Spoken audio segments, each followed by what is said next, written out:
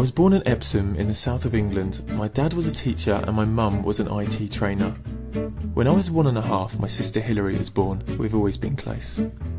At school I lived in my own imaginary world. Me and my friend Tom used to pretend our head teacher was Hitler and we were spies in a Nazi military camp. At the age of 10 I started growing my hair. For the next few years I was mistaken for a girl on many occasions.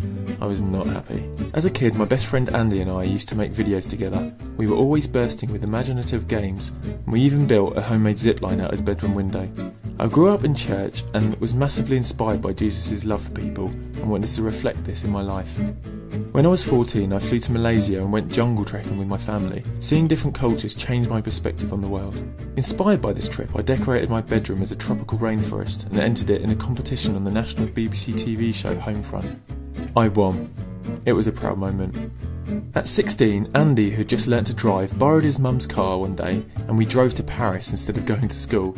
It was the start of my love for road trips. Every week my friends and I used to sit around in Andy's bedroom dreaming about how we could change the world, inspiring and encouraging each other to achieve our dreams.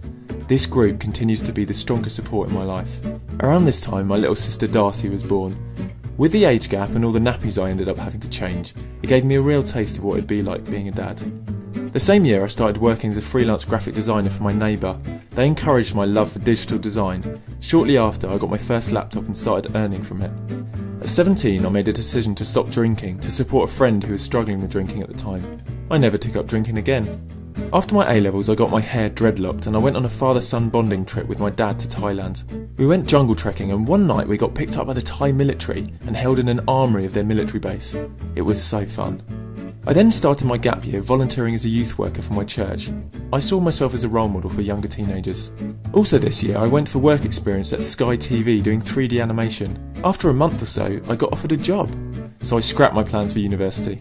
Around this time I met an amazing man called Rob. He had a well-paid job and comfortable life but had given away everything he owned and dedicated his life to loving people and caring for the outcasts of society. Inspired by him I moved out of my parents and into my friend's house. They had an open home for anyone to visit. It was always full of very colourful characters. One day I met a homeless guy in London called Dan. After talking for a while I spontaneously invited him to come and live with us. He slept under the stairs. We became good friends. I then chose to live in a homeless squat. It was quite extreme. There were heroin addicts and no toilets. There I met another homeless man called Nick. I invited him to come and live in the new house I was renting with friends. It was the crazy fun house I'd always dreamt of. My friend Mike taught me to DJ and we bought a loud sound system. I also ordered 5,000 plastic balls and we made a ball pit in the living room. For my 21st birthday I bought a minibus and drove around Europe with 8 of my good friends. It was an amazing trip which has led to many exciting adventures together all over the world. Also this year I retired from my job at Sky. Although it was fun I'd had enough of an office job and realised time was more valuable than money to me. I then had no money, so ended up living in my minibus. Not having a permanent job meant I was free to travel more. I went to New Orleans in America for a month and helped with the relief work from when it was flooded. I then came back and got a job as a learning support assistant at my old school. I got asked to leave, I think for teaching the kids how to somersault in the playground. I then went to New Zealand and Australia travelling. I chose to live homeless for 3 weeks in Australia, one night waking up with a rat on my face. I then came back and worked for a charity in London. We took teenage gang members on trips out to Africa to help orphans. My next big dream was to buy a double-decker bus and have it as a kind of mobile youth club. I borrowed money from my parents and bought one on eBay, but the engine blew up. Then some nice people donated some money to help me buy a new one, which I named the Boom Bus. I moved into the bus and lived with 2 teenage friends who had been kicked out of home, Nathaniel and Alan. At this stage I was running projects on my bus. I had a mobile recording studio and I was travelling around London supporting charities to engage with local teenagers. To fund the bus projects I started running bus parties every weekend. I then moved into a house in a rough estate in London. There were drug deals on my doorstep and I often got robbed. We had an incredibly creative household. We ran monthly music events in our living room, so I bought a good video camera to film them. With this camera one evening my friends Steve and Matt filmed me eating some weird things which we then uploaded to YouTube. These silly videos were about to massively impact my future. FoodForLouis was born. Later that year, some friends and I bought a school bus on eBay and travelled 9,000 miles across the USA. This was the biggest adventure yet.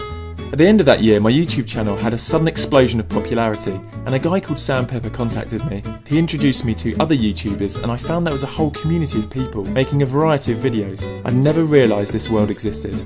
Around this time, my parents left their jobs and moved to Brazil with my little sister for a year. I joined them for 3 months and helped with an education project at an orphanage where they were volunteering. I was now earning some money from making YouTube videos. I got flown out to a US YouTube conference called VidCon where I met even more awesome people. This was where I became great friends with Marcus, Alfie, Jack and Finn. I came back and had become very close friends with Sam. We decided to live on my bus and tour the UK. After living on the bus for 4 months, we decided to venture forth and move to Hollywood and LA. We met a cool guy called Sawyer who invited us to come and live with him. We flew out with no plans, just dreams and ambition. YouTube had become a massive part of my life, and although it started from silly eating stunts, I was excited to use the platform that this had brought to have a positive effect on people's lives. My future excites me. I hope you guys have been interested in learning a bit about my life.